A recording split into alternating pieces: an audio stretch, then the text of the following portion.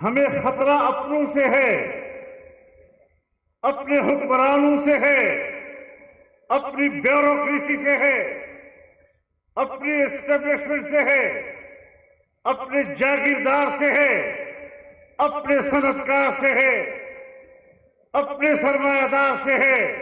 وہ آج بھی دینی مدرسوں کو بدنیتی کی نظر سے دیکھتے ہیں۔ تمہارے ملک کا انصاف نیچے گر گیا ہے، تمہاری معیشت نیچے گر گئی ہے، تمہاری انجینئرنگ نیچے گر گئی ہے، تمہارا میڈیکل نیچے گر گیا ہے، ہر شعبے میں تم گرے ہوئے ہو۔ ایک دینی مدرسہ ہے، ایک دینی مدرسے کا عالم ہے جس کی رینکنگ عالمی سطح پر ٹاپ پر۔ مدرسہ کھولا گیا، اسکول کھولا گیا تو انگریز حکمران نے اس کے نصاب میں تبدیلی کی۔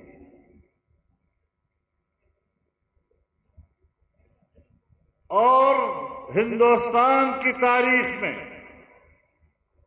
پہلی مرتبہ ایک ایسا مدرسہ انگریز سرکار کی نگرانی میں وجود میں آیا کہ جس کے نصاب سے قرآن کے علوم نکال دیے گئے، جس کے نصاب سے حدیث کا عنوان نکال دیا گیا، جس کے نصاب سے فقہ خارج کر دیا گیا، اور جس کے نصاب سے فارسی زبان نکال دی گئی، کیونکہ فارسی برصغیر کی سرکاری زبان ہے، تاکہ آنے والی نسلیں اتنا تو سمجھ سکیں کہ ہم مسلمان ہیں، لیکن اس کو اپنے دین کے بارے میں کچھ بھی علم نہ ہو۔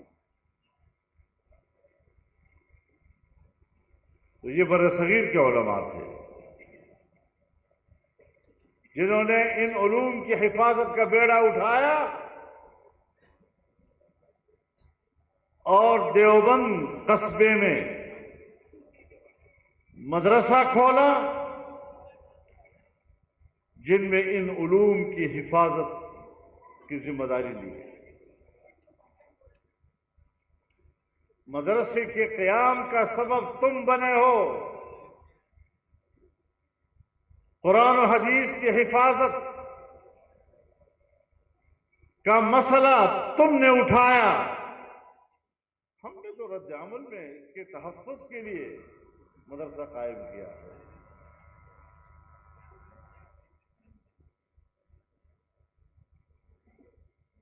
سو مدرسے کے بارے میں یہ سوچ جو انگریز کی تھی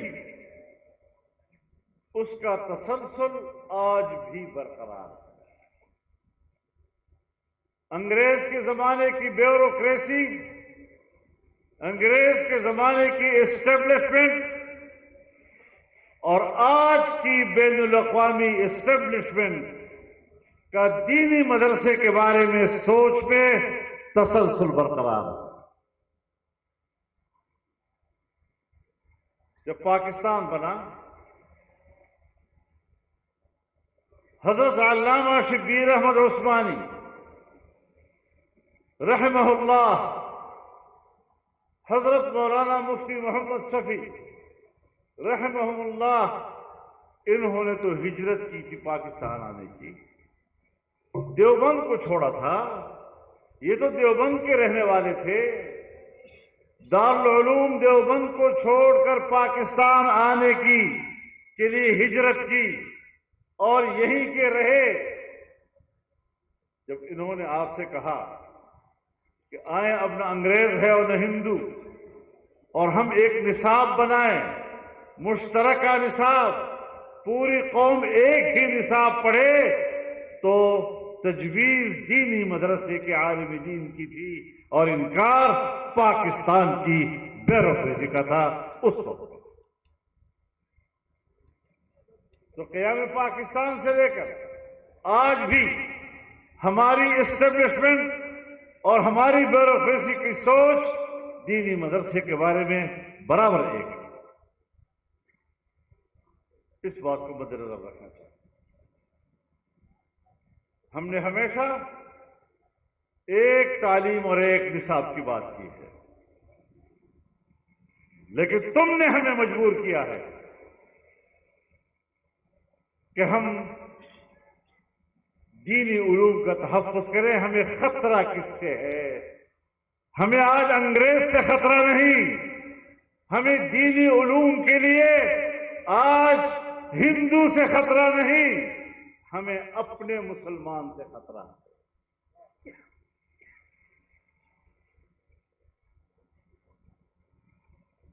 مجھے اپنی بیوروکریسی سے اور اپنی اسٹیبلشمنٹ سے خطرہ ہے، اس کا خنجر ہے میری گردن پر۔ جس محافظ نے میرے دشمن سے ڈال بننا تھا مجھے بچانے کے لیے، ڈھال بن کر مجھے بچانا تھا، جن کی حفاظت، ان کی ذمہ داری مجھے تحفظ دینے کی تھی، آج میرے محافظ نے اپنا خنجر میری گردن پہ رکھا ہوا ہے۔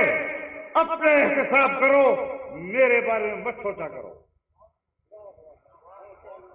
نعرہ تکبیر! نعرہ تکبیر! جمعیت علماء اسلام آپ کہیں مرد آباد! اور مدارس دشمن، مدرسہ کا دشمن! بھائی مجھے بات کرنے دو، خدا کے لیے نعرے مت لگاؤ۔ ان نعروں میں تم نے بیڑا غرق کیا ہوا ہے، بات کو سمجھتے نہیں ہو اور نعرے پہ نعرے لگا رہے۔ تو میرے محترم دوستو، ہمیں خطرہ اپنوں سے ہے، اپنے حکمرانوں سے ہے، اپنی بیوروکریسی سے ہے، اپنی اسٹیبلشمنٹ سے ہے، اپنے جاگیردار سے ہے، اپنے صنعتکار سے ہے، اپنے سرمایہ دار سے ہے۔ وہ آج بھی دینی مدرسوں کو بدنیتی کی نظر سے دیکھتے ہیں۔ کون سا شعبہ ہے پاکستان کا جو تمہاری 78 سالہ کارکردگی کا گواہی نہیں دے رہا کہ وہ ڈوب چکا ہے اور دنیا میں عالمی رینک پر ہر شعبے میں تم پیچھے آ گئے؟ تمہارے ملک کا انصاف نیچے گر گیا ہے، تمہاری معیشت نیچے گر گئی ہے، تمہاری انجینئرنگ نیچے گر گئی ہے، تمہارا میڈیکل نیچے گر گیا ہے، ہر شعبے میں تم گرے ہوئے ہو۔ ایک دینی مدرسہ ہے، ایک دینی مدرسے کا عالم ہے جس کی رینکنگ عالمی سطح پر ٹاپ پر۔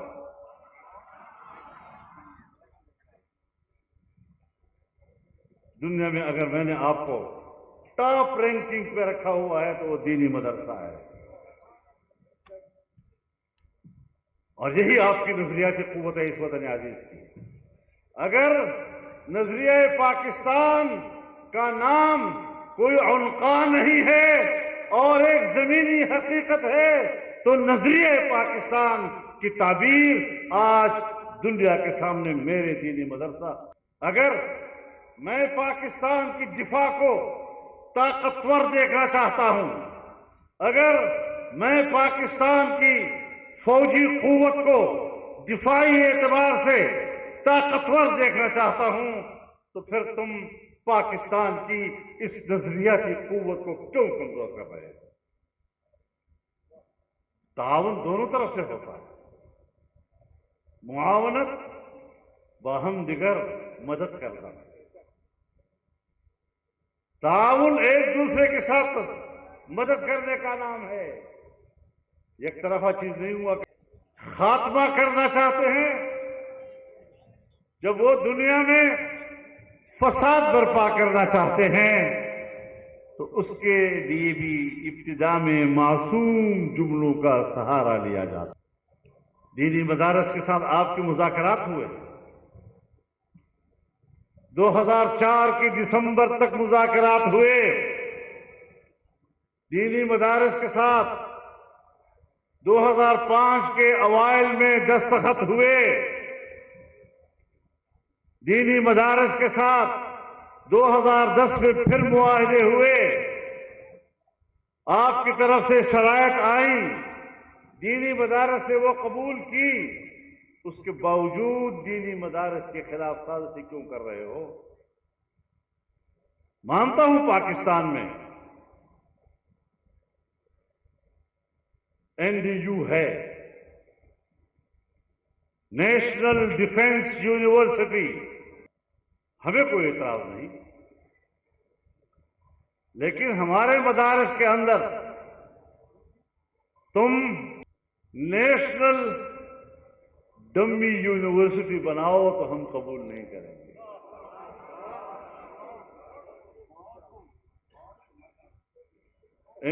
NDU وہاں بھی ہے، ایک یہاں بھی ہے، وہ نیشنل ڈیفنس یونیورسٹی ہے، یہ نیشنل ڈم، لیکن تکلیف ہوتی ہے جب میں ان کا تذکرہ کرتا ہوں۔ چھوٹے لوگوں کو بڑا کہنا پڑا ہے اکثر، ایسی تکلیف کئی بار سہی ہے میں نے۔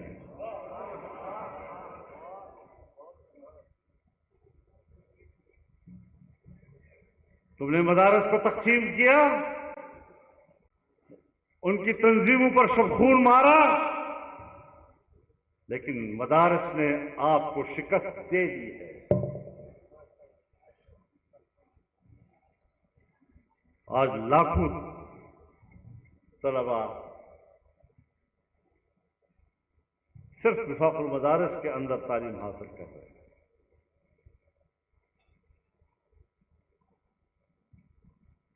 تو پھر ڈمی طور پر کہتے رہے، جو بھی کوئی کرے اپنا کام کرے، اپنے کام سے آپ نے غرض رکھا۔ دینی مدرسے کے خلاف کوئی سازش کامیاب نہیں ہونے دی جائے گی۔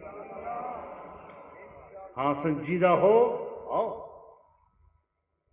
جو معاہدے ہوئے ہیں اس پر عمل کرو، لیکن اگر کوئی دینی مدرسہ آپ کے ہاتھ لگا ہے تو آج تم نے اس کا حشر نشر کر دیا ہے۔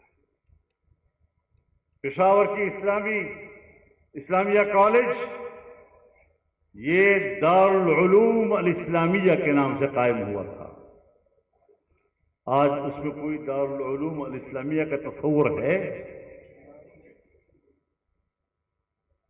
بہاولپور کا جامعہ عباسیہ، جہاں مولانا شمس الحق افغانی رحمہ اللہ تعلیم دیتے تھے،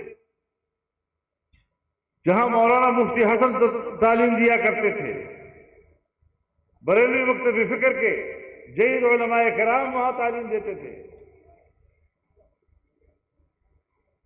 آج کہاں ہے وہ جامعہ کہ جب تمہارے ہاتھ لگا تو کیا اس کی وہ حیثیت رہی؟ نام و نشان تک نہیں۔ تو پاکستان کی تاریخ میں جو بھی ادارہ آپ کے ہاتھ لگا ہے اس کی دینی علوم کی حیثیت ختم کر دے تم لوگ، تو ہم کیسے آپ پہ اعتماد کریں؟